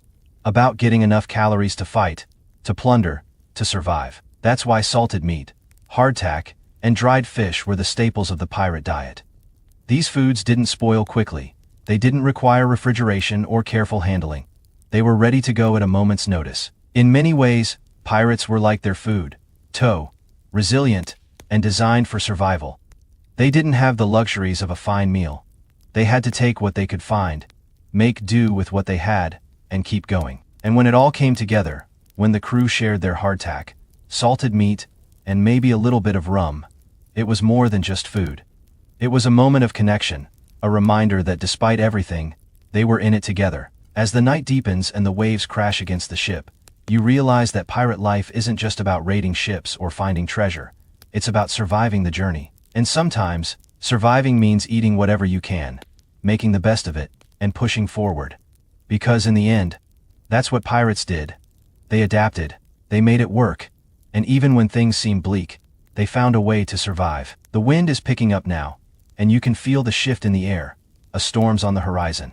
The crew is hustling, securing the sails and tying everything down. But you're sitting in your corner of the ship, once again lost in thought. The sea has a way of making you feel small, reminding you that despite all the bravado, the pirates too are at the mercy of something far bigger than themselves. The sea is unpredictable, unforgiving, and, well, it's hungry. And speaking of hungry, you glance over at the barrels of salted meat and the hardtack that's still sitting there. Another long stretch of the same old fare. It's been days, and the water barrels are running low. Pirates didn't just struggle against the ocean's stormy moods. They also battled their own storm on the inside. Because even the most resilient pirate couldn't ignore the psychological weight that came with months of eating the same bland, tasteless food, with nothing to break the cycle. There was more than just physical hunger at play here. It was mental too. Staring down at the same salted meat, the same dry bread, day after day. Well, it wasn't just monotonous. It was soul-crushing. That's where the real trick of pirate food survival came in. Pirates didn't just need the food to keep their bodies going. They needed it to keep their minds from cracking under pressure. The old saying, "You are what you eat," holds some weight here. Because when your entire diet consists of salted meat, hardtack, and occasionally, a bit of dried fish, you might just start feeling like you're stale too. Pirates didn't just need food to survive. They needed food to remind them of what they were fighting for. When the rum came out after a raid, it wasn't just about quenching thirst. It was a moment of celebration, a way to recharge the crew's spirit. That's how they kept going. But let's talk about what pirates really craved in these moments of exhaustion. Imagine you're sitting on the edge of the ship, the water crashing below you, and for just a moment, you're not thinking about the next fight or the next raid. You're thinking about what it would feel like to have something, just something, besides hardtack and salted meat. Maybe it's a warm loaf of bread, maybe a bit of fruit, or, if you're feeling particularly daring, a freshly caught fish, roasted over a crackling fire. Those were the moments that made pirates' hearts beat a little faster. They weren't just feeding their stomachs, they were feeding their souls. Fresh food was rare for pirates, but that didn't mean they didn't go out of their way to find it. When a pirate ship landed on an island, there was always a rush to see what kind of fresh provisions they could gather. Maybe it was some wild fruit growing along the shore, or a few edible plants they could use in their stews. These fresh finds were like little treasures, little victories in the otherwise dull landscape of salted meat. A handful of berries, a coconut, even a few wild herbs, they were worth their weight in gold. They weren't just food. They were reminders of the land they'd left behind, memories of better times, and an escape from the grim reality of sea life. But those moments were fleeting. Fresh food didn't last long on the ship. Without refrigeration or proper storage, fruit would spoil quickly, vegetables would wither, and herbs would dry up. That's when the pirates would have to rely on their tried and true methods of survival: salted meat, hardtack, and dried fish. It wasn't pretty, but it kept the crew going. It was the fuel that allowed them to fight, to plunder, to survive. But what about the days when the crew didn't find any fresh food? What if the luck of the pirates ran out? This is where the true pirate spirit came in. You had to make do with whatever you had. Sometimes it was just a handful of dried fish, a bit of hardtack dipped in grog, and maybe a few scraps from the day's raid, and you learned to find comfort in those meals. You learned to appreciate them even if they weren't much. And here's the thing about pirates: they were resourceful. They knew how to turn the simplest meal into something to look forward to. Sure, a meal of salted meat and hardtack wasn't glamorous. But when you've been at sea for weeks, it starts to taste like a 5-course banquet. The spices they looted, the fish they caught, the dried fruit they found, it all made a difference. Every bit of variety, every change from the endless salt and bread, was a small victory. You didn't need to be a chef to make those moments feel special. All you needed was a little ingenuity, a bit of courage, and the willingness to survive. At the end of the day, pirate food wasn't about fine dining. It was about sustenance, resilience, and camaraderie. It was about finding joy in the simple things. Even when everything around you seemed bleak, a pirate's diet wasn't designed to be exciting. It was designed to keep you alive. And in the grand scheme of things, that was all that mattered. So, as the storm clouds gather and the crew prepares for what's coming next, you sit back and take a deep breath. You know that whatever happens, you'll get through it. Because that's what pirates do. They survive, they adapt, and they fight on. They don't need a feast. They don't need a gourmet meal. All they need is each other and a bit of salt to make it all worth it. The storm finally hits, howling with ferocity as the ship crests and dips with the waves. The crew scrambles, securing ropes and closing hatches, while you grip the side of the ship to steady yourself. The water crashes against the deck, drenching you in cold spray. And yet, there's something oddly exhilarating about it. The storm isn't your enemy. It's just another part of life as a pirate. You're used to the chaotic rhythm of the ocean, the way it makes you feel alive, even as it threatens to swallow everything around you. But tonight, as the crew rushes to prepare for the worst, your thoughts wander back to food. Or rather, the lack of it. After the feast days, after the bits of fruit and dried fish, the diet has returned to its usual state of scarcity. The barrels of salted meat are dwindling, the hardtack has become nothing more than a cruel joke, and the water barrels are low. Fresh food? That's a distant memory, one that feels as far away as the land itself. The pirate's pantry is nothing like you imagined when you first signed up.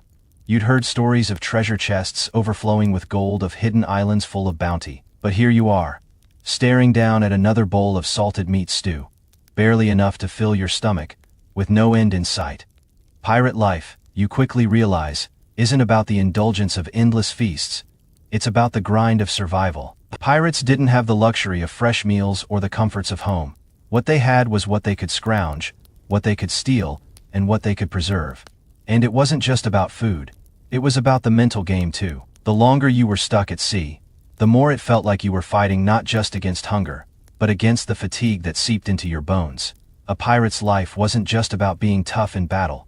It was about staying tough when the days stretched endlessly, and the food seemed to grow scarcer with every passing hour. But pirates, with all their rough edges, had a unique ability to keep going. They didn't have the comfort of luxury. They had the comfort of community. The knowledge that they were in this together, and that was what kept them strong. You've seen it before, in the way the crew rallies around one another. There's always someone with a joke, someone with a song, someone who's ready to share a bit of rum, even if it's just a sip. That's what keeps the crew moving, keeps the spirits high when the food's low. Pirates didn't just survive off their rations. They survived off their camaraderie, off their ability to lift one another up. Even when the going got tough, the rum, the shared meals of salted meat and hardtack, the quiet moments of relief when fresh fruit or a fish came into their hands. It all came together to form a rhythm that held them together. But there was also the undeniable reality that hunger could drive even the strongest pirate to madness. When the rations ran low, when the crew's patience wore thin, that was when the tension started to show. Pirates could argue over who ate what, who got the biggest portion, and who deserved what scraps. The tension wasn't just over the food, it was over survival. The hunger gnawed at you, and it wasn't just the stomach. It was the soul too. How long could a pirate go on eating the same thing? How long before the desperation for something different took over? And then came the moments of grace, the rare treasures of fresh food that appeared out of nowhere. It wasn't often. In fact, it was almost mythical when it happened, but when it did, when fresh fruit or vegetables arrived, or when the crew caught a bounty of fish, the ship would burst with life. The crew would cheer, someone would break out a song, and for a moment, the salt and the hardtack didn't matter. The food became something special, a rare gift that reminded you that not everything at sea was bleak. Pirates, you realize, didn't need fancy food. They needed the little victories, the moments when a small change, like a bit of fresh fruit, reminded them they were still alive, still fighting. Because in the end, it wasn't about the luxury of good food. It was about the ability to keep going, to survive the next day, the next storm, the next raid. It was about finding meaning in the grind, even when that grind involved chewing through another tough piece of salted meat. You glance over at the crew, huddled together in the dim light of the cabin, some talking, some silently sipping their rum. They've weathered countless storms, fought battles, and survived on meals that would make most people cringe. But here they are, still standing, still moving forward, and you know, in that moment, that's what pirates are really about. They don't just fight for treasure or for glory, they fight for the next meal, the next day, the next breath. They fight for survival, for the sense of camaraderie, and for the rare moments when they can finally eat something that makes the whole thing worthwhile. As the storm rages on and the crew settles in for another night, you can't help but feel a sense of pride in it all. You're a pirate. You've endured, and somehow, despite the hardships and the hunger, you know that you'll continue to survive. Because that's what pirates do. They adapt, they survive, and they keep going, no matter what the sea throws at them. The storm has passed, and now the sea is eerily calm. The sky above is a soft shade of purple as dawn begins to creep in. You stand on deck, gazing out at the vast ocean, the silence almost too heavy to bear after the chaos of the storm. The ship sways gently beneath your feet, and there's a stillness that lingers, a quiet pause before the next day's work begins. And as you breathe in the fresh morning air, your mind wanders back to food, or more specifically, the lack of variety in pirate cuisine. Pirates, as you've learned, didn't exactly have a wide range of food choices. Their diet was simple, basic, and designed to survive the brutal realities of life at sea. And after the storm, the crew is back to square one. No fresh provisions, no miraculous finds of fruit or vegetables, just barrels of salted meat, dry hardtack, and a dwindling supply of water. It's the same old grind. But here's the thing. Pirates didn't just accept this monotony, they adapted. That's what they did best. Even with limited food, pirates found ways to turn their basic rations into something that kept the crew fed and somewhat satisfied. And if you think that meant a lack of creativity, you'd be wrong. Imagine this. The crew has just come off a long stretch of salted meat and hardtack. Spirits are low. Tempers are high. You can hear the grumbling among the crew, the hunger, the exhaustion, the frustration. But then, someone, maybe the cook, maybe a particularly clever pirate, suggests something simple, something unexpected. Let's make a stew. A stew. With what? You've got dried fish, a bit of salted meat, some seaweed, and a handful of dried fruit. Not exactly your standard stew ingredients, but pirates didn't need fancy ingredients. They needed creativity. They needed to take what little they had and make it work. And that's exactly what they did. They'd throw whatever they could into a pot, stir it together, and boil it over the fire. Salted meat, dried fish. Whatever herbs they could find. They might not have had the finest spices, but they had salt, and that was enough. They'd cook it down, make it as flavorful as possible, and when it was done, the entire crew would gather around, hungry and eager. It wasn't much, but it was warm, and it was something different. It wasn't about the quality of the food, it was about resourcefulness. Pirates knew that the act of cooking together, the simple ritual of sharing a meal, was more important than what they were actually eating. The stew might not have tasted like a 5-star meal, but it felt like a feast. Pirates knew that in order to survive, they had to make every meal count, no matter how modest it might be. And that stew, it wasn't just food, it was a moment of connection, a moment of unity that brought the crew together. And let's talk about the importance of rationing. If there's one thing pirates knew, it was how to stretch their food. The limited provisions on a pirate ship meant careful planning. The crew had to ration their meals, making sure the food lasted as long as possible. That meant no waste. Every bit of meat, every hardtack, every drop of water had to be used wisely. If a pirate ate too much of their ration too quickly, they'd face the consequences later. Just like running out of fresh water could spell disaster. But here's the twist. Pirates weren't just surviving. No, they were also living for the small moments of joy. You see, pirates knew how to celebrate even the smallest victories. They didn't have the luxury of big feasts, but when they managed to catch a fish or get a bit of fruit, it was like striking gold. Fresh food, even in small quantities, became something to cherish, something to hold on to until the next rare moment. In the pirate world, meals weren't just about filling the stomach, they were about holding on to hope. They were about creating something to look forward to.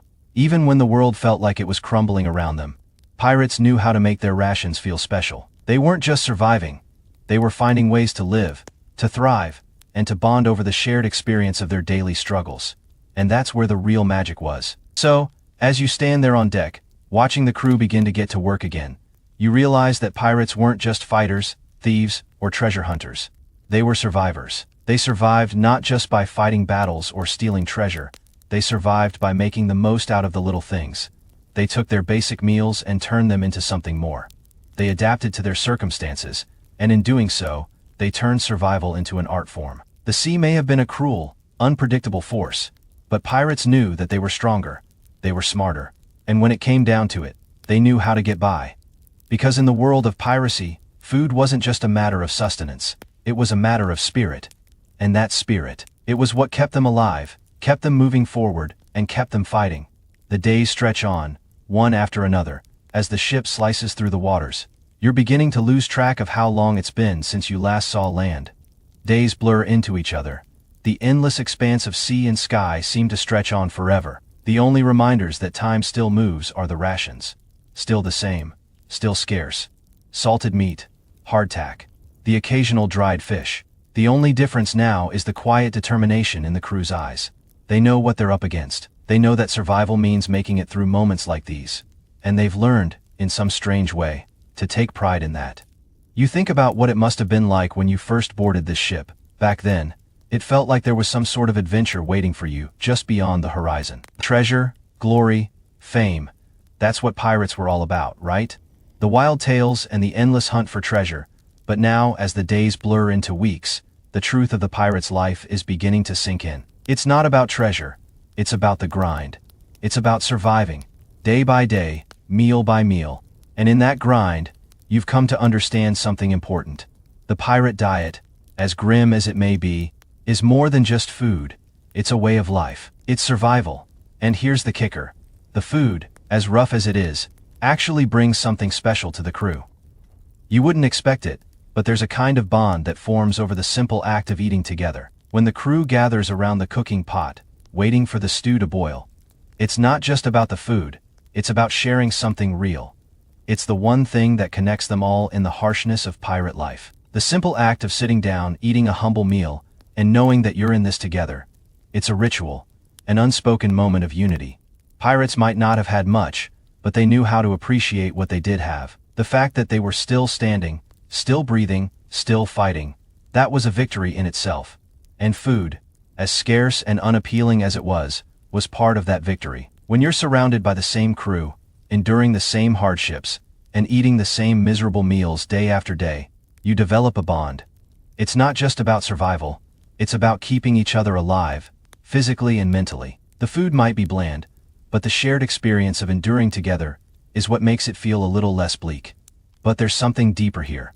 As you sit and share a quiet meal with your fellow pirates, you start to realize something else. The food, the rum, the rough meals, they aren't just keeping your body going. They're keeping your spirit alive too. Pirates are notorious for their rebellious, free-spirited nature. They're not bound by the rules of society. They live by their own laws, by their own code. And that code is about more than plundering treasure. It's about survival. It's about fighting through the hardest days and celebrating the little victories that make those days worth living. You can't help but think about how food is a part of that celebration. Pirates might have been known for their treasure hunts, their swords, and their daring raids. But in the quiet moments, when the crew shares a simple meal, it's about something bigger than that. It's about a shared understanding, a quiet solidarity. Food isn't just something to fill the stomach, it's something that fills the soul. It's a reminder that even in the most difficult of circumstances, there's something to hold on to, something to survive for. As the crew settles back into the rhythm of the ship, and the rum flows freely once again, you realize something else. Pirates don't just survive. They make living an art form. They turn simple meals into rituals, and they turn daily hardships into shared experiences. The food may be sparse, the days long, but there's something beautiful about how pirates find joy in the smallest things. A sip of rum, a bite of salted meat, a moment of camaraderie. It's not about the food, it's about the feeling of survival, the feeling of being alive. And so, as the night wears on and the stars glitter overhead, you sit back and reflect. This pirate life might not be what you imagined when you first set out, but it's something. It's real. It's raw. The food may not be glamorous, but the spirit of the crew, the sense of community, is something that can't be taken away. The pirate diet may be harsh, but the pirates are tougher. And in the end, that's what keeps them going. What keeps you going? Survival, resilience, brotherhood, and food. A simple, unassuming part of life that, in its own way, keeps the pirate heart beating strong. As the ship glides smoothly under the starry sky, the waves now calm after the storm, you can't help but feel a deep sense of peace. The crew has settled down, their quiet murmurs mixing with the rustling sails. The night feels endless, the air crisp and fresh, and yet there's a certain serenity in knowing that, despite it all, you are still here. You are still alive, and in this world of pirates, survival is the greatest victory of all. You think about how far you've come, how the diet, the routines, the long stretches of nothingness have all shaped you into someone different. You're not just the pirate you once thought you'd be. You are more resourceful, more adaptable, more connected to your crew, your ship, your very survival. And in those rare, fleeting moments when you manage to taste something different, something fresh, something new, it becomes more than just food. It's a reminder of what it means to endure, to keep going, to find joy in the simplest things. You realize that food, whether it's hardtack, salted meat, or that rare bit of fresh fruit, isn't just about filling your stomach. It's about finding meaning in the mundane. The act of eating together, sharing what little you have, reminds you that you are not alone. Pirates, despite their rough exteriors, have a deep need for connection. In a world as brutal as the sea, that shared meal is everything. It's what keeps the heart of the crew strong. So, as you settle into your hammock, feeling the gentle sway of the ship, you think about the future.